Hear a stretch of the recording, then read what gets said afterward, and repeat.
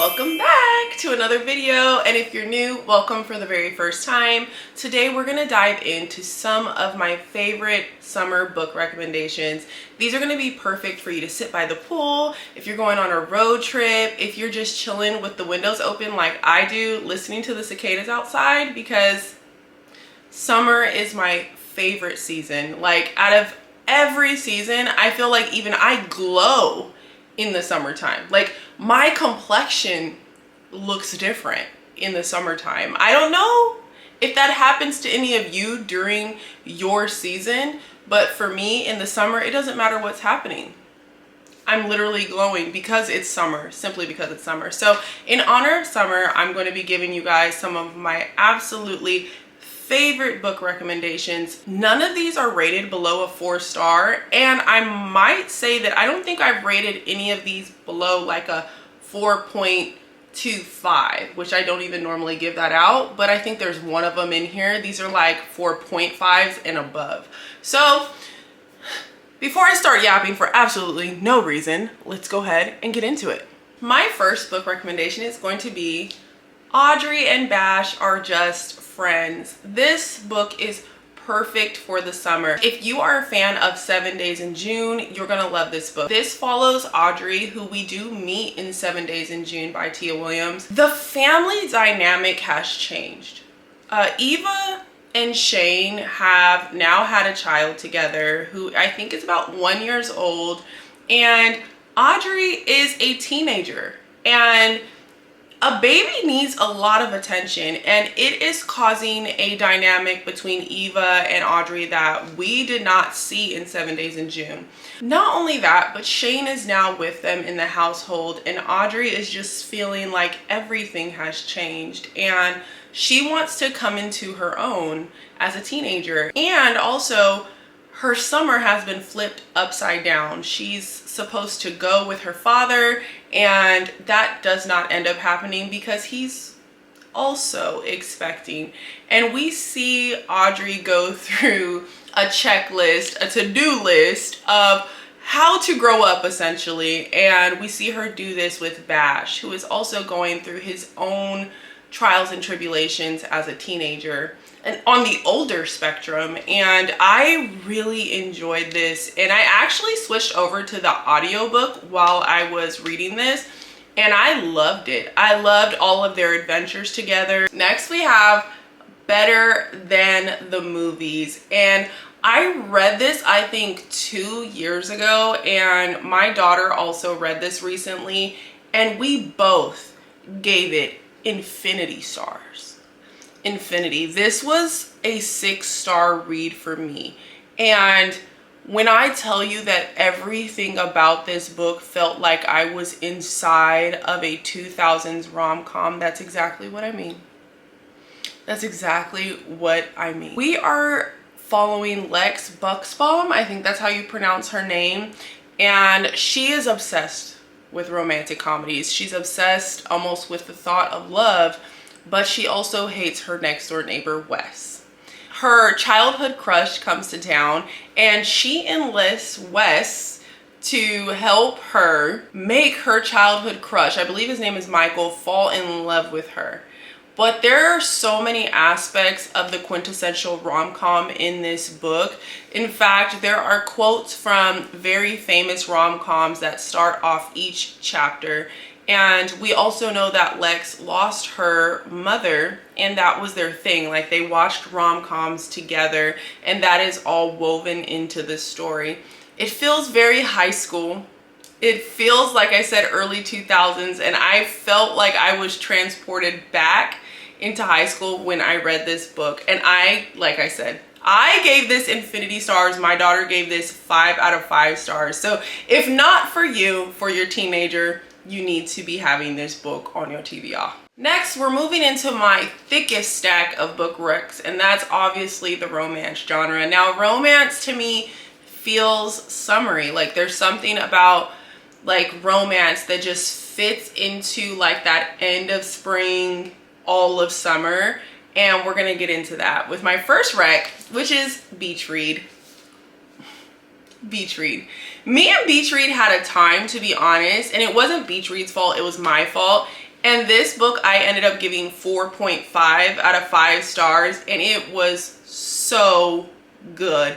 And our girl January, I loved her. She was just so cute and quirky. I just really enjoyed her. This features 2 authors, Gus or Augustus and January, who actually are rivals, who actually knew each other in college previously, but like by passing. And they end up in the same beachy town, and they're both authors. So they want to swap genres to prove a point, to see if the other person can write with the, you know, one person is a romance writer, one person is like a fiction writer. And they actually also have like the same background of pain that they have going on inside. I don't want to spoil it for you, but they're both on the same trajectory. They both are walking the same line, not through the exact same experience, but I can see how it feels the same. And I had such a good time reading their story.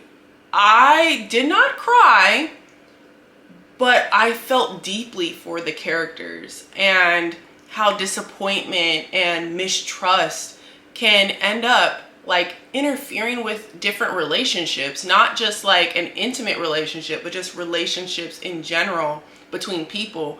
And I really, really loved this. And I wish that when I started this book that I was going through a different time in my own personal life, so that way I could have really immersed myself in the book. But I mean, I don't doubt that I would read this again. Like, this is a reread type of book for sure. So next we're gonna have No Ordinary Love by Myah Ariel, and this is a very quick and fast read. I think this is this even 300? It's literally not even 300 pages. That's the excerpt. This book is 294 pages, which is perfect for a road trip, perfect for like a family vacation. It's very fast and easy. And this features a PR relationship between Ella and Elliot, who is a baseball player. And it is a whirlwind romance for sure. I felt like I was in Hollywood, and if I'm not mistaken, she did base this story off of Mariah Carey and Derek Jeter. You know the song, I give my all. I can't sing, y'all. But anyways, so that I believe is what this is based off of, and I ate this up. I read this so quickly. The only thing is that if you are a dual POV person, that might irritate you, because I do like dual POV, especially because it's so short and you're not getting like every single aspect of them like in a short period. But this is a whirlwind romance, and I gave this one 4 out of 5 stars. Next, we have Summer Romance by Annabelle Monaghan. I put this in every single post, every single short form video that I do, because this book to me was that good. And I literally was like eating this up when I read this. I read this, I think, back in March when I was in Arkansas, and this book was good. This book put me on Annabelle Monaghan, and is it Monaghan? Yes, it is. It's Monaghan. Put me on her because I ate this up, y'all. So this book is featuring a like best friend's brother trope, and I don't think I had ever read that, and I was like, oh, I like this. I love this, okay? Why does the dog pee on her? There's just so many things that are so funny in this book. And if you're a fan of like Finley Donovan, I definitely think you'll like Annabelle Monaghan's writing, because you're featuring someone who is older, like late 30s, early 40s, who's going through a divorce, that is getting a second chance at love. And I loved everything about this book. I wish I could read this again for the first time. I really do. And Ethan was for the girls. He was written for the girls who believe in love, because once he really was in the picture, he loved her. He loved Allie. He did. He really, really did. And I just thought this was a beautifully written story. I could see you sitting at the beach, or really like This to me was like sitting at the pool, where it's like there's not as many distractions and you're just giggling and laughing, and maybe you're having a little drinky drink over on the side. And it was such a great story. It was such a great time. I could not shut up. I still will not shut up about this book. I did rate it 4.5 out of 5 stars, because there's just a certain thing that makes me give a book 5 stars, but she was good. This is one of my latest reads, and I'm so happy I read it so I could recommend it to you guys, because this had me kikiing and ha-haing. I was literally LOLing, like for real, not for fake. You ever see, you know when people send you LOL and you're like, you're not laughing, you're doing this? This had me LOLing in real life. This features Aaliyah, and Aaliyah is our plus size, body positive. She's doing the thing. She has a friend group. Also, if you're a fan of the Skyland series, this is for you, because I believe this is a 3-part series. Her friend's book just came out. I have not read it, but she's got her friend group. Like the very first scene, y'all, I was not expecting, it was spicy. The very first scene was spicy, and I was not expecting that. So this book features Aaliyah, and Aaliyah is entering the dating scene, trying to find someone to take to her birthday party. Okay, her family does not believe in her, does not think that she is going to find someone to love her, and specifically for body shaming. There is so much body shaming coming from her family. Be prepared for that, because I wasn't prepared. I was disgusted by some of the things that I read, but I do know that people talk like that. I have encountered people like that, because hey, your girl used to weigh 300 pounds. Maybe I'll put a picture right here. She used to weigh 300 pounds and she doesn't anymore. So yeah, I was absolutely disgusted by that. I don't know how many times I could say that. But we also have our MMC, who is a mod, and they become friends, and he's kind of like a safety net for her and invites her to like have her dates, you know, at his bar. It kind of goes from there. They become friends, and there's a little angst, and this book isn't even as spicy as I thought it was gonna be, as I feel like other people described it to be. I think there were maybe three. If there were 4, there might have been 4, but I think there were only like 3 spice scenes, and they were done perfectly. They were not unnecessary. They did not take over the plot. I don't even know how to explain. There's a time and a place for that, and I did not feel that in here. I loved every single spice scene that was in here. And also her outfits, their banter, he was freaking hilarious. He was freaking hilarious. Every time he talked, I was like, oh, this is my type of man. I love a man who knows how to talk mess, but it's out of love. You know, I personally love that. If you don't love that, hey, that's on you. But this is definitely one of my favorites this year, and I gave this one a 4.25. Next, we have someone who is very obviously famous for writing summer romances, and that's Carley Fortune. And I only have 3 of her 4 books here, because there's one here that I will not recommend. But these 3, I will recommend, and they were not, you know, these 2 kind of go together. You need to read this every summer after to read One Golden Summer, and then this is on its own. But let's talk about this real quick. This was 5 stars. This was 5 stars. Period. I've read this 2 times, 5 stars both times. I felt different about the characters. Once I did read this, I liked Percy less in the second book, because I felt like she was so childish and just was like so me, when she really was the problem.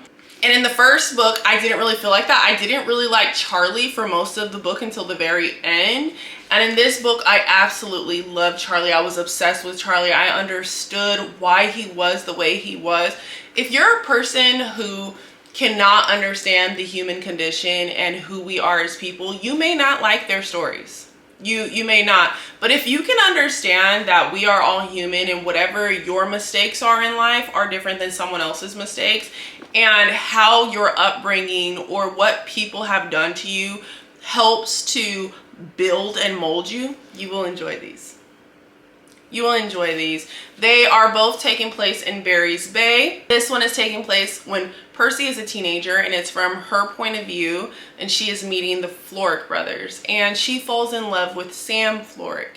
And we meet Charlie Florrick here in these books, and this is a second chance, friends to lovers It's not super duper spicy, but there are other tropes in here that you may or may not like. I won't spoil it for you, but if you look it up, you will see it. This one is very summery. I feel like I have been transported to the lake. I've never been to a lake. I do live at the beach, but I've never been to a lake. This one is it. Now, One Golden Summer. We are getting Charlie Florrick's story, and he has met Alice. And Charlie is your extrovert. He's like the life of the party. He's the guy that everybody goes to. He's probably the guy who's like, let's play beer pong. That's Charlie Florrick. Okay, he's walking around with no shirt, even as an adult, and he meets Alice, who is extremely introverted, who, unbeknownst to them, the Florrick brothers and Percy, was there during the summer when they were there, and she watched them and she wanted to be a part of them, and she gets in the mix with Charlie, and their love, their romance to me was so beautiful because they brought the opposite end of the spectrum to each other. The extrovert, the introvert, and then brought that out of each other. Then we learn about Charlie and how he feels about what his life is and his mortality and what happened with his parents. And if you know all of this, if you read Every Summer After, and it was so good. It was so good because if you are a person who can understand people, to see Charlie become vulnerable with Alice and explain to her why he is the way he is, or before he even did that, make comments about how little he felt of himself due to other people's interactions with him. I felt that. I really did. And I actually cried. I cried in this one. I don't think I cried with this one, but I cried in this one, and it was so good, y'all. It was so good. So I gave both of these 5 out of 5. Love them both, Florrick brothers. Now, also, this summer will be different. I read this last year. It came out last year, and y'all, to be honest, I don't remember every single detail of this book. I do know that this was best friend's brother, unbeknownst to her, and they fall in love and keep it a secret. It was so good, especially after the book that she put out before this. You know, like I said, I don't recommend that one. I'm not even going to say the name of that one, but I really liked this one, and this one took place on Prince Edward Island. I don't know much about Canada, but I guess it's a huge destination, kind of how like us in the States, like I live in Virginia, like people who flock to Virginia Beach, people who flock to Hawaii, people who might flock to Miami. That's what I got when they were talking about Prince Edward Island. So this one also I gave 4.5 out of 5. Now we're gonna move over to women's fiction, and I only have one book here. I could technically put 2 in here, but I'm gonna give you one.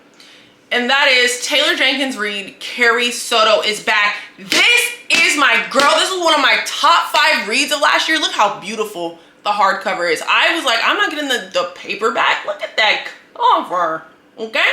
When I read this book, and I always tell people this and they laugh at me, but I'm dead ass. I bought a tennis dress. I tried to watch tennis on the TV. I thought I could play tennis when I read this because Carrie Soto made me feel a certain way. She was a woman on a mission, and I was like, I can do it too. I can do it too. I loved everything about this book. I loved everything except when she dated, I don't even remember his name, but he's in Malibu Rising. So this book is the final book in like the 4 female, like lead female books. They're intertwined together, written by Taylor Jenkins Reid. So you will know them as Daisy Jones and the Six, The 7 Husbands of Evelyn Hugo, Malibu Rising. I think I said the first 2 backwards, and then Carrie Soto is back. So you will learn that she dates the husband of the main character in Malibu Rising, but everything about this book is perfect. Everything is perfect. I knew nothing about tennis. I'm listening to the tennis matches like I know what they mean when Taylor Jenkins Reid, Taylor, she does so much research. You can tell that she takes time diving into things so that way we can feel like we know what she's talking about. Okay, this is perfect. Like sitting tennis, sitting outside. I wanted to be at Martha's Vineyard. I wanted to be leaning back, reclining with a drinky drink, with a spritz, reading this with my legs kicked up in my white and blue striped shirt. That's what this was giving. I loved. Y'all just gonna have to read it yourself. I know you're probably like, but you're not describing. You have to read this yourself. I gave this book 5 stars, and it will always be 5 stars. Always. Now we're moving on to the final genre, and this is not like, I don't think this is a go-to for people in the summer, but it is the thriller mystery genre, and thriller mysteries are like some of my favorites. Once summer is over, I do not read as many romance books because I'm a thriller girl through and through. And I'm gonna give you my latest read first. All the Sinners Bleed by S.A. Cosby. Oh my gosh. What did he put in here? What did he put in here? Because I kid you not, my husband just finished this book in 24 hours. He does not read, y'all. He don't read. I promise you he don't read, okay? This is following a black sheriff living in the fictional town of Charon County, which I thought was real. I started researching if it was real because the way he wrote it, and I live in Virginia. This is featuring Titus, black sheriff. He is investigating a serial killer. A serial killer. The town doesn't want to believe there's a serial killer, but this town has been born and bred on racism, tragedy, blood, on everything. And almost like it's cursed. I could not put this down. I could not put this down. You know, this is like one of those books where you're like, oh, I know it's going to be one of these people. You're wrong. You're wrong. You're wrong. It unfolds like a Criminal Minds episode. I just could not put this down, and I want to read everything that he writes from this point forward.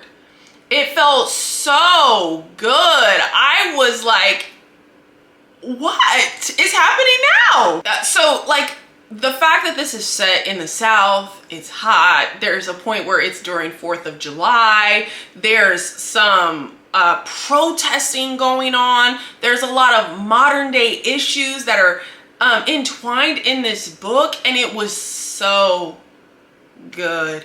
It felt like summer. I finished this outside in the heat, and I felt like that's what this felt like. It felt so good. I gave this 5 out of 5 stars, and it's really hard for me to give thrillers a 5-star just because of what they are and the whole like if you figure it out and there's no emotional connection. But this drew me out.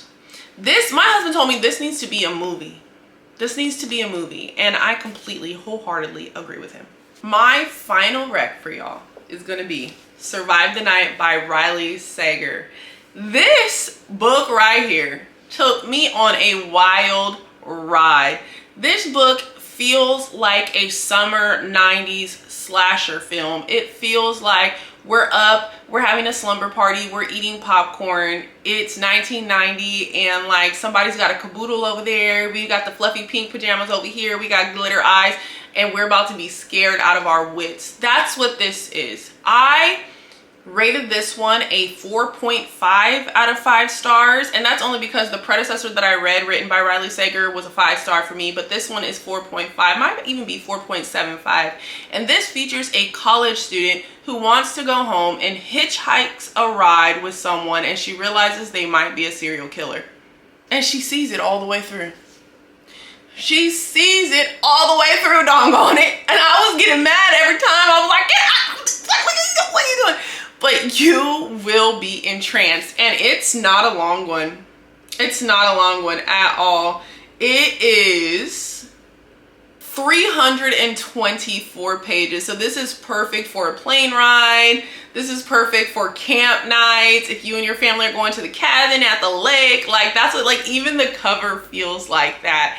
And this was so good. Like honestly, I'm gonna tell my husband he needs to read this one too, because if he liked All the Sinners Bleed, he gonna like this one too. And I loved it. How many times do I have to say I love a book for y'all to read it? I loved it. It was so good. It was so good. And you're gonna be screaming at your book. You're gonna be screaming at her like, get out of that car. Get out of that car. My grandma gonna slap you. Get out of that car. My grandma is in the grave. Slapping you. It's literally 1991. November 1991, I was a baby. I'm old, y'all. I definitely recommend it. 4.5 out of 5 stars. All right, y'all, so I've given you quite a few recommendations from different genres, and I need some from you.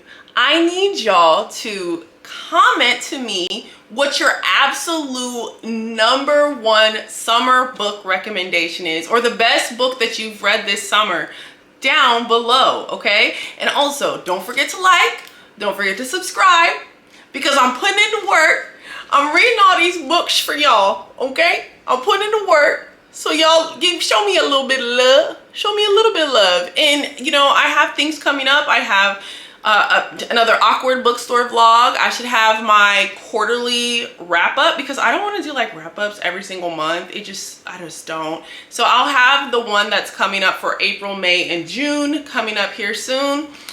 And until next time, happy reading.